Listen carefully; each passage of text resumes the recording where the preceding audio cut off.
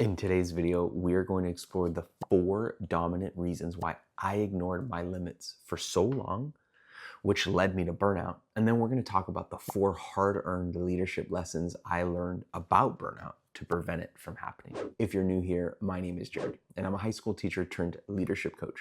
I help leaders develop themselves and their teams while having enough margin to be present at home. I grew up in a culture that praised grit and grind.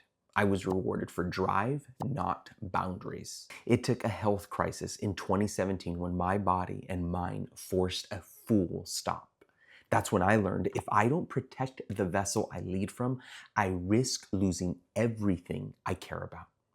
And if you're like me or a younger version of me, then you know how to push hard, but you don't know how to pause. So why do so many high achievers ignore their limits until something breaks? In today's video, we're going to look at the deeper scripts we carry, the ones that say rest is weakness, margin is selfish, and slowing down means falling behind. The first reason why I burnt out was that I was never taught to stop. I never learned how to stop, not at home, not at school, not at church, not at work, not in our American culture. In fact, I think in America, we celebrate hustle and grind and grit. We hand out rewards for exhaustion, but it is not something that we necessarily celebrate or know how to do. Whenever somebody asks like, hey, how are you doing? We don't really answer the question. We usually just say, I'm busy. I'm tired. I guess we do in some senses, which is partly true because we're always tired, but that's our default response. In his book, Win at Work and Succeed at Life, Michael Hyatt says, we view self-care as either a luxury or a selfish indulgence. And honestly, I think that summarizes our culture, my home, my upbringing, my work, my schooling, everything. We just have to keep grinding and going. And I was really never taught to stop until I had to. The second reason why I burned out so much is that I had an unbalanced ambition. For me, I just had insane ambition. A life where slowing down meant giving up. In the culture I grew up in, and in my family, you had to work hard.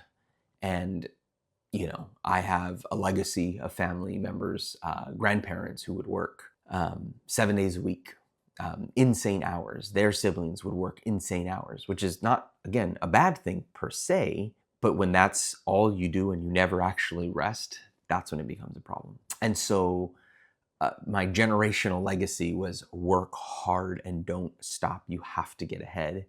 And then bringing that on with my own personality of desiring to achieve, it really created a mess for me in terms of my own ambition.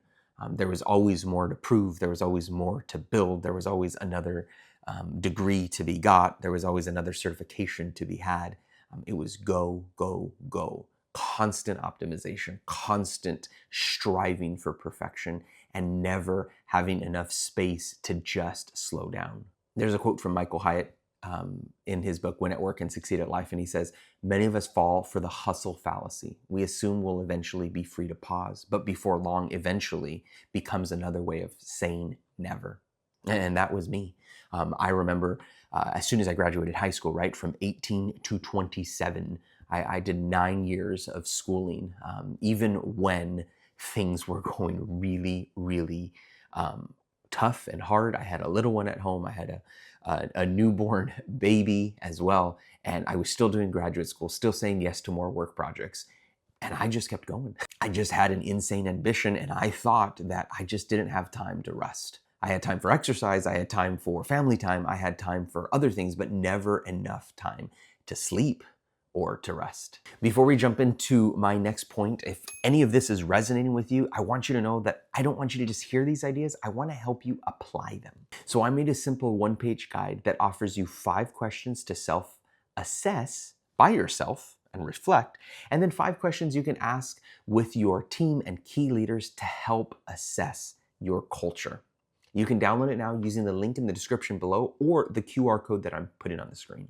The next reason why I burned out is that I bought into a cultural lie. And again, I already touched on this point, but somewhere along the way, I internalized the belief that rest was anti-American, that productivity meant always on. And for me, what's even more interesting is coming up, being a first generation here in America, there's a mindset, an immigration mindset that I adopted, which it was make it, succeed, keep going, don't stop.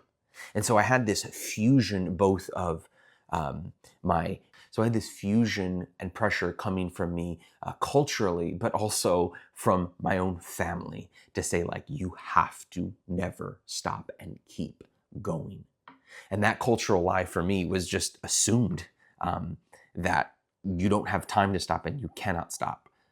What was interesting about that is it's fine if I chose to do that and I made a conscious decision, but I didn't. It just kind of happened to me. And I would continually just keep going.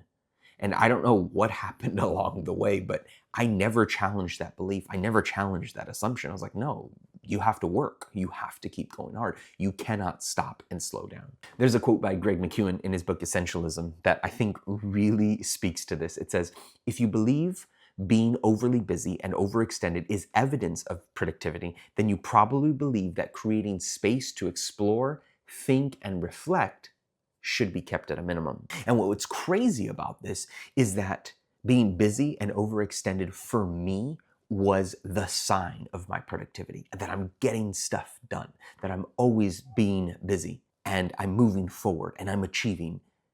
And so sadly, unfortunately, for the longest time, I didn't give myself the space to think and slow down and reflect and merely enjoy a moment of life. I had to keep going. And that's why I call, the belief a cultural lie, is because it's not true. We don't have to constantly be busy and overextend ourselves.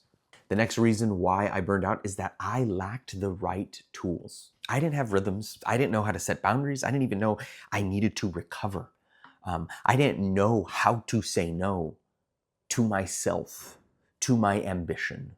I didn't have space to think and margin to breathe. I didn't even realize that you could have a weekly routine or a rhythm or a calendar that blocked out margin for space.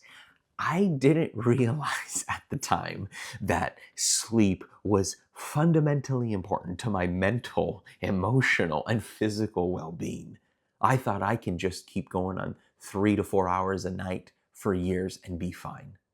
Granted, I was in my 20s and that was just par for course when you have 2 newborn babies within a 2-year window and you're going to grad school and working full time. But at the end of it, I never learned that, and I'm quoting from Greg McKeown here, sleep deprivation undermines high performance. I didn't connect those dots. I didn't realize that I actually needed to sleep to perform better. Again, so many things. I didn't have the framework, the thoughts, the tools that I needed to actually prevent burnout and proactively rest. So what ultimately happened for me is in my mid-20s, I had just finished graduate school, and like I mentioned, I was working full-time, a newborn baby at home, I had a 2-year-old at home. I knew I could push long and hard, so why not keep going? Eventually in 2017, all of this caught up to me. I avoided some really specific health concerns because, one, I just wanted to avoid them because they were difficult. 2, I even avoided pain, like incredible pain, for about 8 to 9 months. And eventually, I ended up going to the doctor, and it was an insane amount of doctor's visits. And within a 30-day window, I had a few surgeries. I was literally forced to slow down and deal with the literal health concern. And in the midst of that process and in my recovery, I had nothing but time to consider all of the consequences of these life choices and life that I had built. For me, this impacted my faith, my wife, my kids, my identity in every possible way. And what was really hard is that I wasn't able to be present with my kids or my wife in that period of time. And I realized the frailty of life and the fragility of every one of those moments I had was given and blessed with, but I just kept working so hard. I eventually started to reflect, dig, and figure things out slowly and over time. Over the next 2 years, I learned a variety of lessons and started to practice them. So in this next section, we're going to talk about what I learned. The first lesson is that awareness changes everything. I'm going to start with a quote by Michael Hyatt from Win at Work and Succeed at Life. He says, "No one starts by thinking, the choices I make today will alienate my spouse and cause my children to hate me. Or the patterns I set out now will lead to exhaustion and burnout. Or it's time to start trading my health for wealth." And I love that because that's not what I thought. I wasn't intending to go here. I wasn't intending to get into the world of pain. But the funny thing is that's what I did without knowing. So the first change that I realized, it wasn't doing anything. It was just being aware. I had to wake up to the scripts, to the beliefs, to the expectations that I had been living and I bought into. The second lesson I learned is that rest is not selfish, it's strategic. And again, another quote from Michael Hyatt in his book, Win at Work and Succeed at Life. He says, "To rest is not self-indulgent. To rest is to prepare ourselves to give the best of ourselves." And that took me a minute to process and think through. I thought that when I was resting, I was being selfish. Instead, this was a total reframe. When I was resting, I was preparing to give the best of myself, to my wife, to my kids, to my family, to my friends, to my coworkers, to my clients. I was actually serving them. And interestingly, for all of this is the more I resisted rest, the worse I got. The more I embraced it, the stronger I became. It was a really interesting moment when I was dealing with just daily general anxiety for years. And then I started prioritizing sleep. Once I started getting about 7 to 8 hours of sleep every night, my anxiety, in terms of the daily anxiety that I had been feeling, went away. It was that moment that really solidified the fact that I could actually perform better and also enjoy life if I were to rest more. The third lesson I learned was that margin is a leadership discipline. And this is really critical. Greg McKeown has an amazing quote in Essentialism, and he says, "We need to be as strategic with ourselves as we are with our careers and our businesses." There is a level of strategy we bring when it comes to goals, when it comes to designing team-based goals, when it comes to bringing organizational change and casting a vision, and we think through the steps. But we need to apply that exact same framework and thought process to ourselves, because rest is not just going to happen. We need to design it.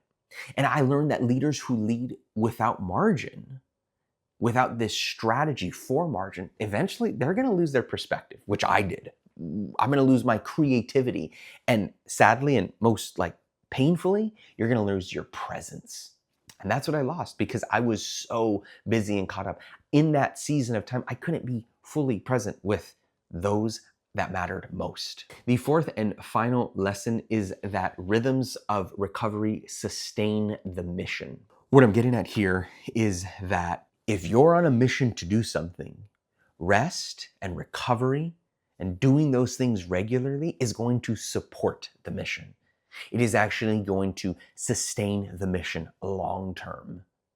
If your mission is to, do X, Y, and Z at work, or to do X, Y, and Z personally, or to whatever it is with your family, rest and recovery are part of the plan to keep it going long term. You see, it's not just about boundaries in all of this. Rhythms include sleep and hobbies, things you do that are just energizing for you, relationships, stillness. I think in a nutshell, what I'm trying to say is that recovery doesn't interrupt the mission, it preserves the mission. Hopefully all of this has been inspiring for you to look into your own life and figure out if you and your team are on the road to burnout. Like I mentioned before, I want to help you take the next step. So I created the resource I mentioned earlier, and it includes 5 questions to ask yourself and 5 questions to ask your team in order to help you take the next step in this conversation. You can download it now using the link in the description below or the QR code that I have on the screen. In today's video, we explored why I ignored my limits for so long and what I learned along the way. I hope that was valuable for you. If you want to dig deeper into how to build healthy rhythms and protect yourself from burnout and keep yourself leading well for a long time, I encourage you to check out this video right over here where I talk about 9 practical shifts I made in order to prevent burnout and lead well. I'll see you guys right over there in that video.